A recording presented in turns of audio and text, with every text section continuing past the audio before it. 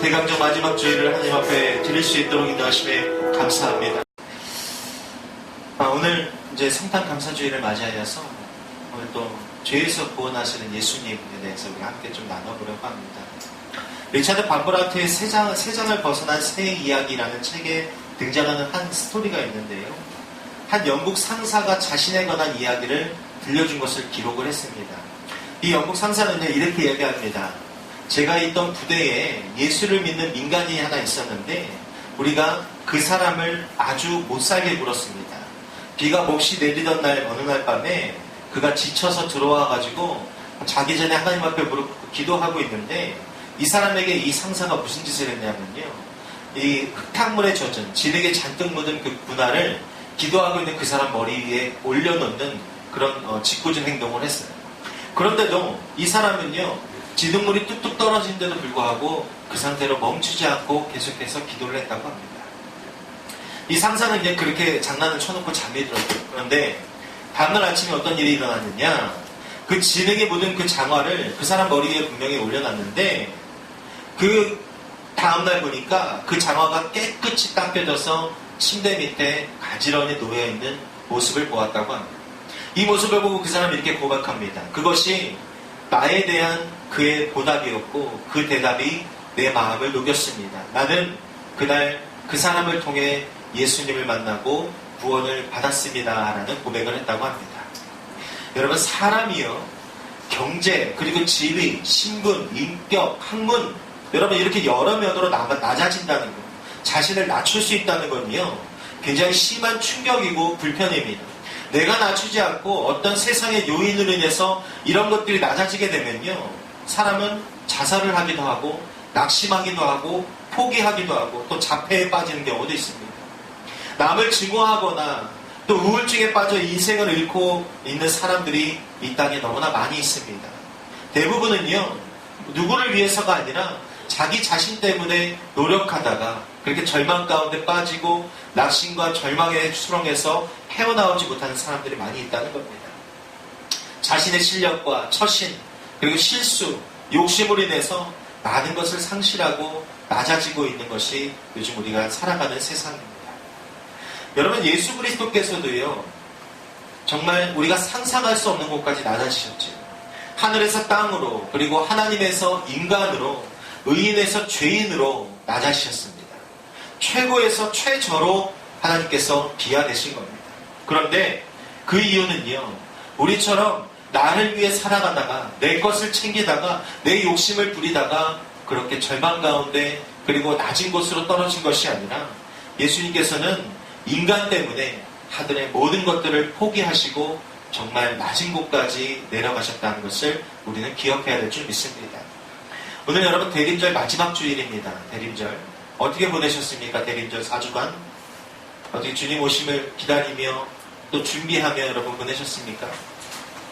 대림절 넷째 주일에 여러분 정성과 믿음으로 예배드리는 여러분과 가정 위에 여러분 우리의 삶이 어땠던 간에 하나님께서 분명히 예배하는 주의 자녀들 가운데 큰 은혜와 평강을 부어주시길 간절히 소망합니다. 여러분 오늘은요 주님이 이 땅에 오시기까지의 과정을 성경적인 관점으로 한번 좀 살펴보려고 합니다. 도대체 오늘 본문은 우리에게 이 말씀을 통해서 어떤 교훈을 주고 있는지 함께 우리가 좀 나눠보겠습니다. 첫 번째, 오늘 본문은요 마리아와 요셉의 순종을 통하여 예수님께서 오셨다고 말하고 있습니다. 우리 18절과 19절 말씀 함께 같이 읽어보겠습니다. 시작. 예수 그리스도의 나심은 이러하니라. 그의 어머니 마리아가 요셉과 약혼하고 동거하기 전에 성령으로 잉태된 것이 나타났더니 그의 남편 요셉은 의로운 사람이라. 그를 드러내지 아니하고 가만히 끊고자 하여. 아멘. 가브리엘 천사가 요셉과 정혼한 처녀인 마리아에게 찾아갑니다. 여러분 이스라엘의 정혼은요 법적인 구속력을 지니고 있었어요. 1년 동안 처녀의 삶으로서 흠이 없을 때에 비로소 결혼할 수 있도록 승낙하는 것이 이 시대의 유대인들의 제도였습니다. 그런 마리아에게 이 가브리엘 천사가 찾아와서 은혜를 받은 자여 평안할지어다 라는 감당하지 못할 인사를 시작하게 됩니다. 그리고 마리아가 잉태하여서 아들을 낳을 것인데 그가 바로 다윗의 위를 회복할 다윗의 그 전통을 회복할 메시아가 될 것이다 라는 말을 전하게 됩니다. 여러분, 하나님은요, 알려지지 않은 시골 동네의 한 소녀를 선택하셨고요. 그리고 은혜에 있어서 하나님의 주권적인 것들을 이 마리아의 삶을 통해서 보여주셨습니다. 신분이 높다고 또 인간적으로 성숙하다고 여러분 하나님 앞에 쓰이는 것이 절대로 아닙니다. 하나님이 쓰시기를 원하는 자에게 하나님께서 사명을 맡기시고 그 인생을 사용하심을 우리는 기억해야 됩니다. 그리고 그 사명은요, 여러분 사명하면 굉장히 고생스럽고 어렵고 고난의 길 같지요. 절대 그렇지 않습니다. 하나님께서 사명을 우리에게 주시면 하나님의 은혜와 함께 평강의 삶이 우리 가운데 시작됨을 여러분 꼭 기억하시길 바랍니다. 마리아로서는요, 이런 부르심을 생각지도 않았어요. 여러분 같으면 이런 상황을 기대했겠습니까? 과학적으로도 절대 납득할 수가 없었습니다. 처녀인 마리아가 아이를 갖게 된다면 부정한 여인으로 여러분 오해를 당할 것이고 재혼을 당할 것이 파혼을 당할 것이 당연했기 때문에 그렇습니다. 그러면 여러분 그녀가 꿈꾸고 있던 그 결혼의 생활들, 앞의 미래들, 이런 것들이 전부 다 사라지는, 전부 다 무너지는 그런 결과를 낳게 될 것이 뻔하기 때문에 마리아는 여러분 이 천사의 이 메시지를 통해서 많이 당황하게 됩니다. 여러분, 하나님의 부르심에는요, 언제나 두려움이 뒤따르게 되어 있습니다. 그러나 여러분, 천사는요, 이 일이 하나님의 능력으로 가능하다라고 말합니다. 여러분, 우리가 간혹 오해하는 경우가 있어요.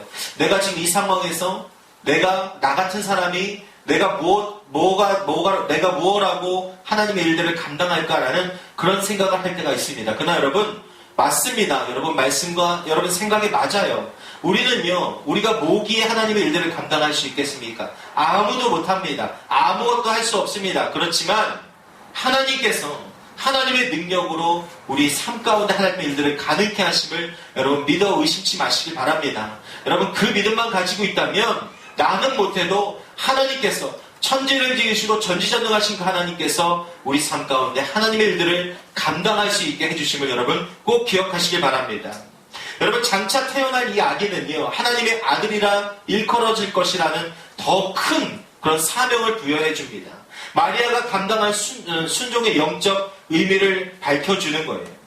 여러분 우리 인생에서 순종이 필요할 때 여러분 많은 것이 우리의 인생을 막습니다. 그러나 여러분 우리가 순종하기만 하면 하나님은요, 사명 주시고 끝내주지 않습니다.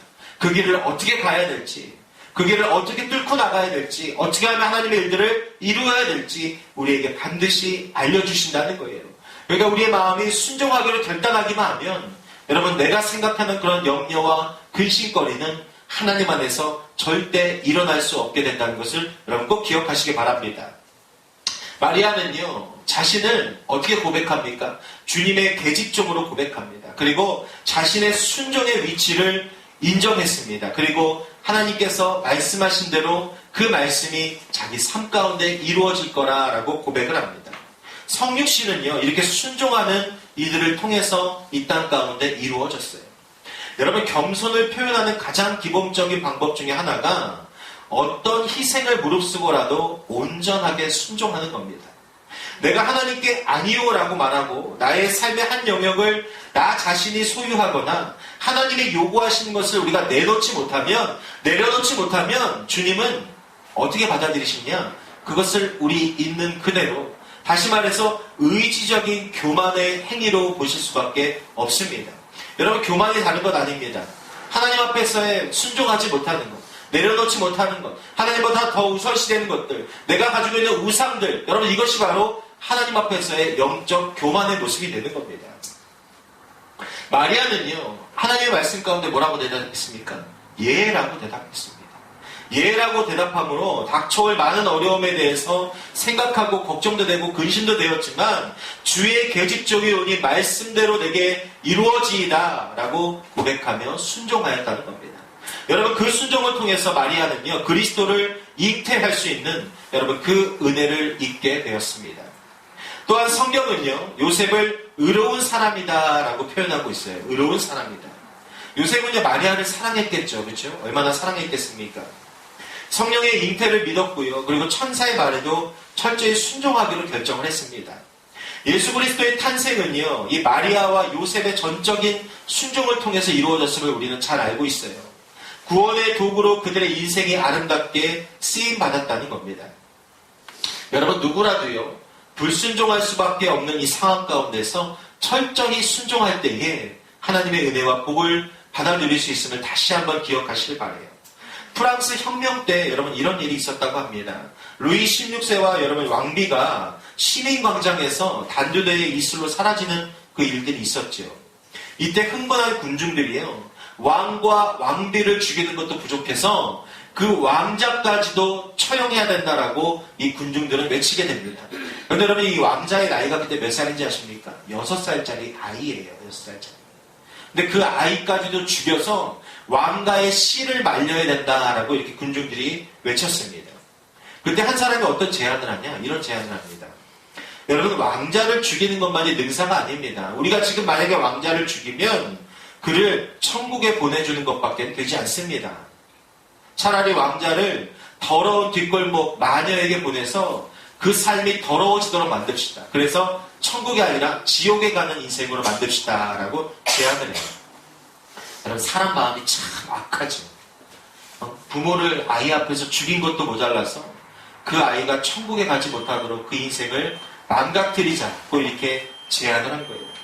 그런데 군중들은요, 그의 말을 듣고 그에게 그의 말대로 행하게 됩니다. 그래서 그 6살짜리 꼬마 아이를요, 뒷골목에 보내서 마녀에게 그 인생을 망칠 수 있도록, 그 인생을 망치도록 그렇게 삶을 이끌어가게 해요. 이 사람들의 뜻대로 악녀는요, 왕자에게 더러운 말들과 행동을 가르쳤다고 합니다. 그때 왕자가요, 어떤 행동을 보였냐? 주먹을 불끈 쥐고 그 마녀에게 이렇게 대답했다고 해요. 나는 그런 말을 하지 않겠습니다. 나는 왕자입니다. 나는 그따위 더러운 말과 행동을 배우지도 하지도 않을 것입니다. 라고 이렇게 맞섰다고 합니다. 왕자의 신분으로 왕가의 법도에 어울리지 않는 이 더러운 말이나 행동을 할 수 없다는 여러분이 6살 어린 왕자의 당당한 자세를 한번 여러분 잘 보시기 바라요. 우리는요, 이 만왕의 왕이신 하나님의 자녀들이죠. 우리도 왕의 자리입니다. 그 하나님의 자녀된 우리들은요, 하나님의 사랑으로 연결되어 있는 것이 우리의 인생입니다. 왕의 자녀들이 왕국의 법도를 따라서 행하듯이 하나님의 자녀들은 어떻게 살아야겠습니까? 하나님 나라의 법도를 따라 행하는, 그리고 하나님 나라의 자녀의 삶답게, 그 왕국에 속한 왕자의 삶답게 여러분 살아가야 되는 것이 우리의 인생이라는 것을 여러분 꼭 기억하시길 바랍니다. 예수님이 태어날 당시에 여러분 얼마나 많은 사람들이 있었겠습니까? 가문으로, 혈통적으로, 학문으로, 권력으로, 경제력을 갖춘 내노라는 사람들이 굉장히 많이 있었을 거예요. 그러나 하나님께서는요, 마리아와 요셉을 통하여서 성육신의 사건을 이루셨습니다. 그들을 하나님의 도구로 사용하셨고, 마리아와 요셉의 의로운 순종을 하나님께서 보시고 사용하셨다는 겁니다. 여러분, 하나님의 뜻을 이루기 위해서 죽으면 죽으리라 라는 순교적인 자세를 한번 가져보시기 바랍니다.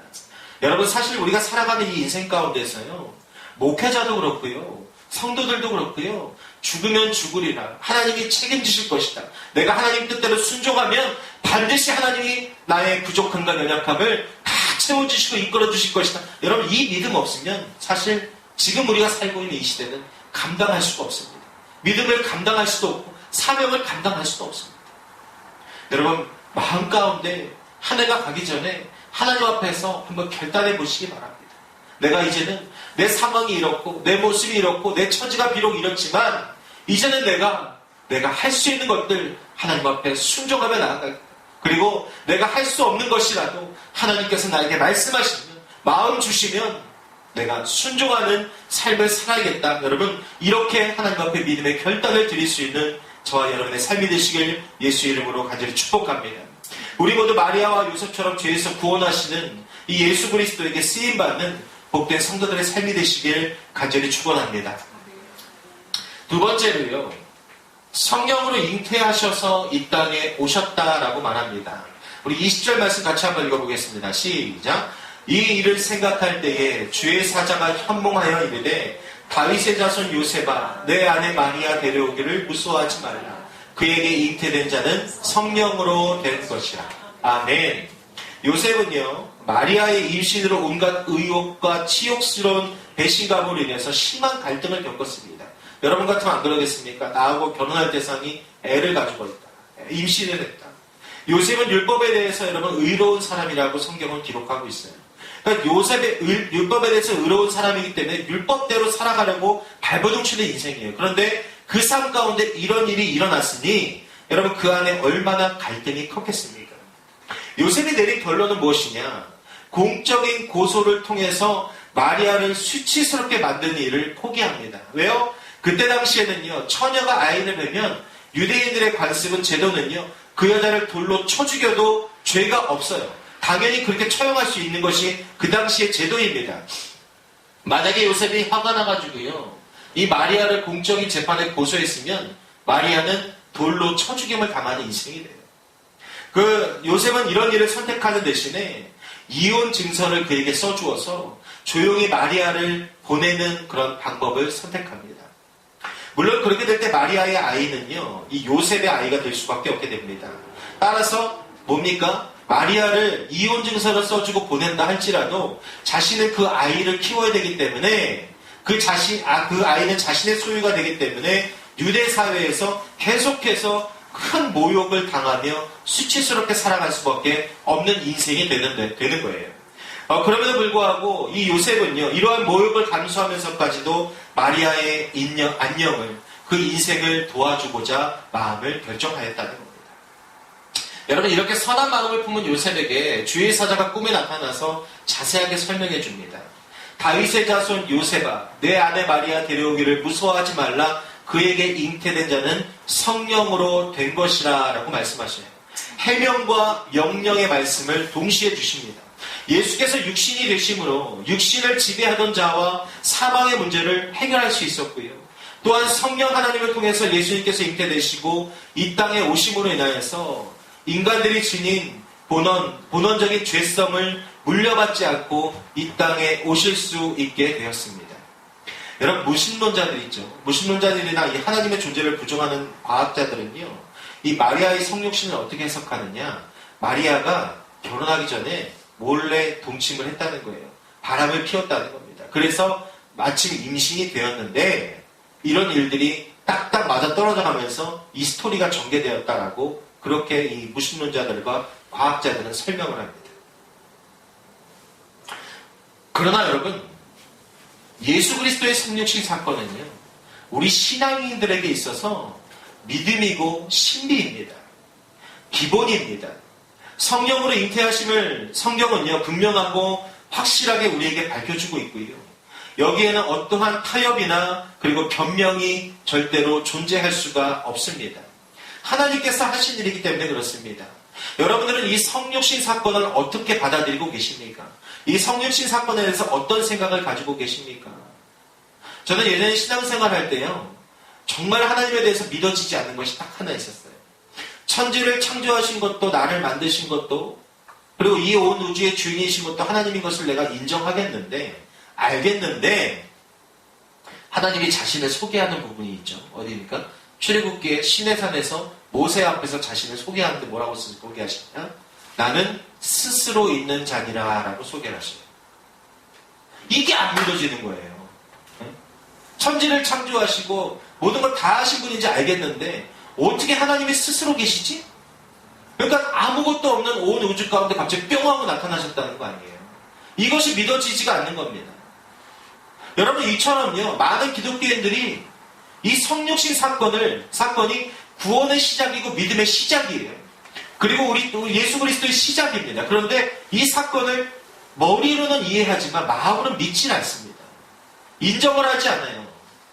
여러분, 만약에 사람의 몸을 통해서 예수님께서 이 땅에 오셨다면 예수님에게는 결정적인 문제가 발생합니다. 뭐예요? 인간의 원죄를 타고 이 땅에 오시는 거예요. 즉, 죄인의 모습으로 이 땅에 오신다는 겁니다.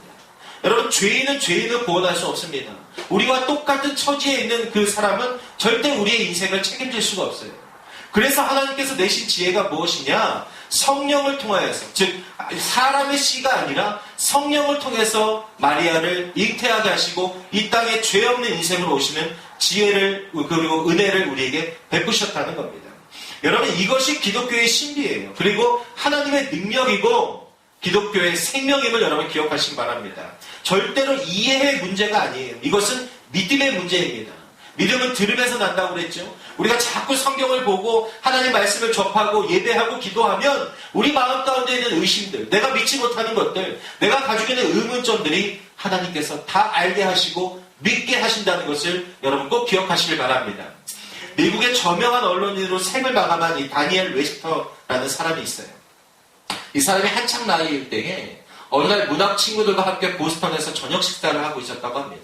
그런데 그 자리에는요, 목사, 의사, 정치가, 상인들, 사업가들 거의 모든 계층에서 성공한, 내노라 하는 사람들의 그런 모여 있었대요. 저녁 식사 동안에 갑자기 대화가 기독교에 대한 주제로 바뀌게 되었는데 웨스터가 대화를 이끌어 나가게 되었다고 합니다. 그가 고백하기를 이렇게 이야기합니다. 나는 그리스도의 신성을 믿으며 구세주의 구속하심을 의지한다는 그의 종교적 감정을 사람들 앞에서 당당하게 고백하게 됩니다. 상당한 이 문학적 영성을 가진 신사가요, 이 웨스터의 맞은편에 앉아서 그의 이야기를 듣다가 이렇게 질문을 했다고 그래요. 웨스터 씨, 당신은요, 예수 그리스도가 신도, 인간도 될 수 있다는 것을 이해할 수 있습니까?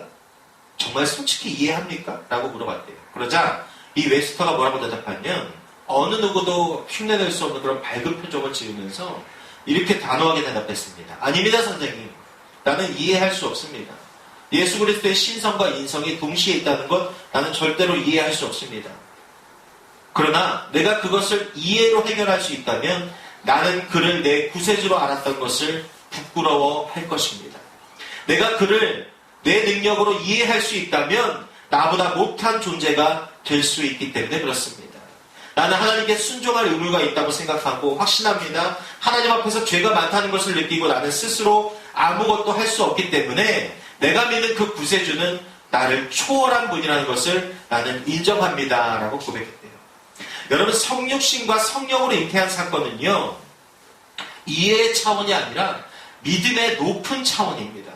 인간의 이성과 경험의 틀을 넘어서 하나님의 영역을 수용하고 믿을 수 있는 그 경지가 바로 이 성육신을 내가 믿는 그 경지라는 거예요. 그러므로 우리는 하나님을 나에게 맞추려고 해서는 절대로 안 됩니다. 그리스도께서 성령으로 잉태되심에 대해서 의심을 버리고 여러분 분명히 믿으시기 바라요. 이 웨스터 씨가 말한 것처럼 내 능력으로 이해되고 내 기준으로 상식으로 이해할 수 있는 그 존재는요, 나를 구원할 수 없어요. 내 능력을 뛰어넘을 수 없습니다. 나랑 똑같은 존재이거나 나보다 못한 존재가 될 수밖에 없다는 거예요. 그래서 우리는요, 절대로 못합니다. 믿음을 갖고 내 기준을 내려놓을 때 여러분, 성령께서 우리로 하여금 믿을 수 있게 하심을 여러분 꼭 기억하시길 바랍니다.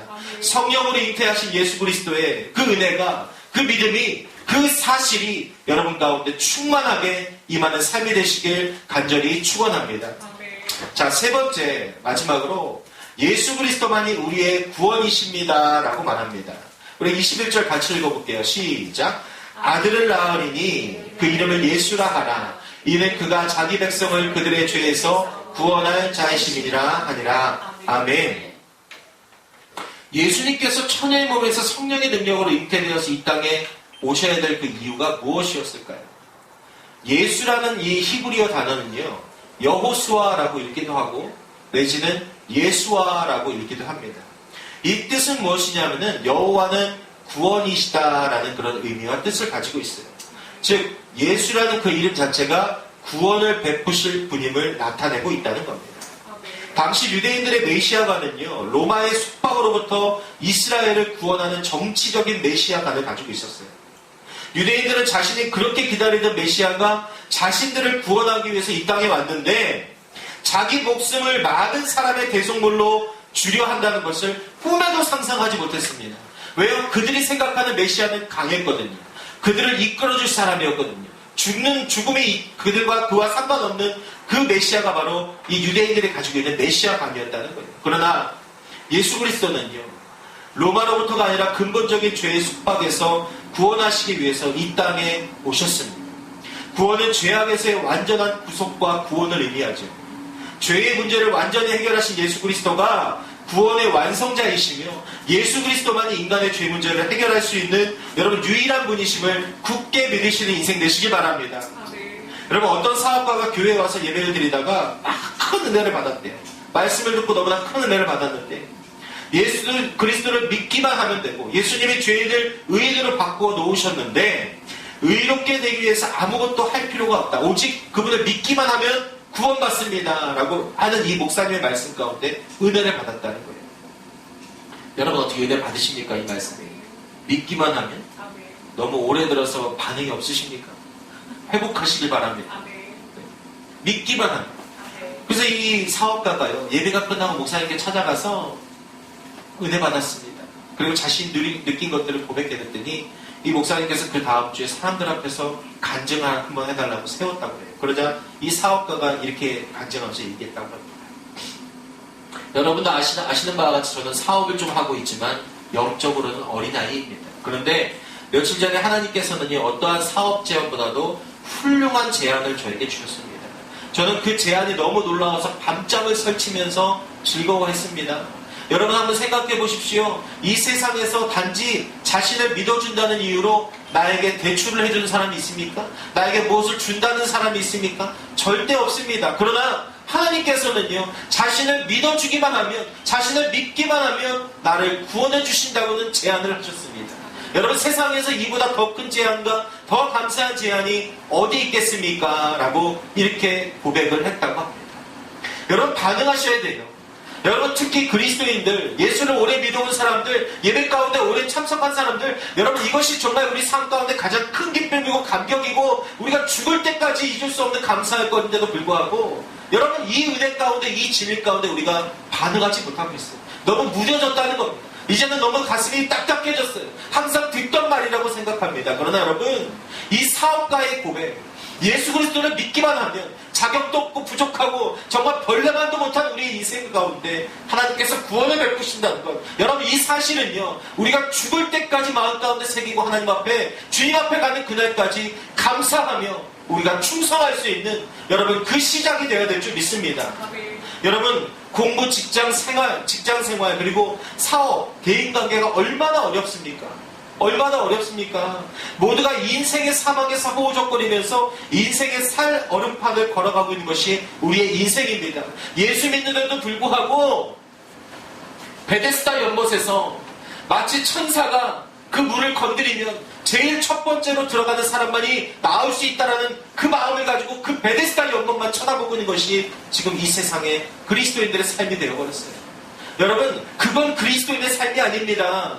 절대로 베데스다 연못에 들어갈 수 없는 그 안진뱅이 인생 가운데 갈 수 없는 그 인생 가운데 쳐다만 보다가 죽을 수밖에 없는 그 인생 가운데 찾아오셔서 그를 일으켜주시고 찾아오셔서 그에게 회복을 주시는 그 하나님이 그 삶이 그리스도인의 삶임을 여러분 기억하시기 바랍니다. 우리는요 진흙탕 싸움 가운데서 그렇게 뒹굴면서 세상과 같이 똑같이 아파하고 세상의 일들로 똑같이 고생하며 살아가는 그 인생이 아니라는 겁니다. 그것 때문에 하나님께서 이 땅에 오신 것이 아니에요. 그것 때문에 예수님께서 우리를 위해서 성육신을 하고 이 땅에 오신 것이 아니라는 겁니다. 그러나 여러분 그러니까 우리는 알아야 됩니다. 우리 곁에는요 우리를 죄에서 구원하신 예수 그리스도가 함께 계시다는 사실을 항상 인정하고 붙들어야 됩니다. 사람은요 그를 배신하고 떠나도 예수님은 절대 우리를 배신하지 않으십니다. 절대 우리를 버리지 않으십니다. 끝까지 사랑하시고 우리에게 구원의 역사를 펼쳐가십니다. 우리가 더 이상 걸을 수 없을 때 우리를 주님은 업고 안고 가십니다. 우리를 제 주님의 어깨 위에 태우고 가신다는 거예요. 여러분 이 예수 그리스도의 사랑과 구원을 믿으시는 인생 되길 바랍니다. 죄에서 구원받은 것을 여러분 제발 마음 가운데 새기고 그것이 여러분 가장 우리 인생의 가장 큰 감사로 살아갈 수 있는 삶이 되길 바랍니다. 그분은 자신을 대속물로 주시면서까지 우리 죄를 용서하시고 우리를 구원하셨습니다. 예수 그리스도의 사랑과 구원을 믿으시기 바랍니다. 자신의 모든 것을 다 포기하시고 인간의 몸으로 이 땅에 오시는 그 예수님을 여러분 찬양으로 진정으로 사랑하는 삶과 신앙인이 되시길 바라요. 여러분 우리가 이런 존재예요. 똑같은 세상의 존재가 아닙니다. 우리는 하나님의 사랑하셔서 목숨까지 내어준 존재입니다. 이 사실을 기억하고 믿으십시오. 그 믿음이 나와 가족과 사랑하는 이들을 구원하고 살릴 것이고 훗날 천국에서 우리 가족들 모두 사랑하는 사람들 모두 영원히 함께 기쁨을 누릴 수 있도록 하나님께서 그 길을 열어주실 줄 믿습니다. 그러나 여러분 반드시 우리의 희생과 순종과 믿음이 필요합니다. 여러분 남자가 프로포즈를 하죠. 결혼할 때. 여기 남성분들 프로포즈 해보셨죠? 프로포즈 할 때 보통 어떻게 합니까? 반지를 주면서 나와 결혼해 주시겠습니까? 라고 하잖아요. 그런데 만약에 그 상대방의 여자가 나는 반지는 좋은데 반지만 받고 결혼하지 않겠습니다. 라고 말한다면 여러분 이 결혼이 성립될 수 있겠습니까? 반지를 건네준 이 남자와 이 반지는요 하나예요. 그렇죠? 이 반지를 받는다는 것은 무엇이에요? 그 사람의 제안을 수용하겠다는 겁니다. 여러분 우리가 예수 믿으면서요 하나님 앞에서 이러고 있지 않은지 한번 점검해야 됩니다. 내가 하나님께서 주시는 복과 은혜는 받아 누리겠는데 하나님과 함께 하기는 좀 곤란합니다. 내가 하나님께서 나에게 주시는 천국은 내가 받아 누리겠지만 내가 하나님 뜻대로 살아가는 건 조금 힘들 것 같습니다.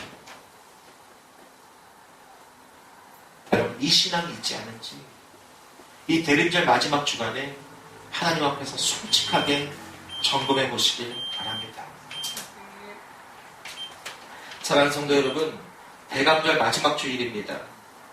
아기 예수님을 만날 준비를 할 수 있는 한 주가 되시길 바랍니다. 하나님의 말씀에 예하며 순종하시길 바랍니다. 성령으로 이 땅에 오신 예수님을 믿으면서 예수님께서 모든 죄를 용서하시고 구원하심을 믿고 찬양하는 복된 인생 되길 바랍니다. 그래서 평생에 여러분 예수님과 동행하십시오. 그 길이 우리가 살 길이고 그 길이 우리가 생명의 길로 갈 수 있습니다. 그래서 여러분 이 성탄절에 정말 여러분의 기쁨과 은혜가 충만한 삶이 꼭 시작되고 2020년부터는요 정말 하나님의 자녀답게 살아갈 수 있는 저와 여러분의 삶이 되시길 예수 이름으로 간절히 축원합니다. 이 시간 함께 기도하기를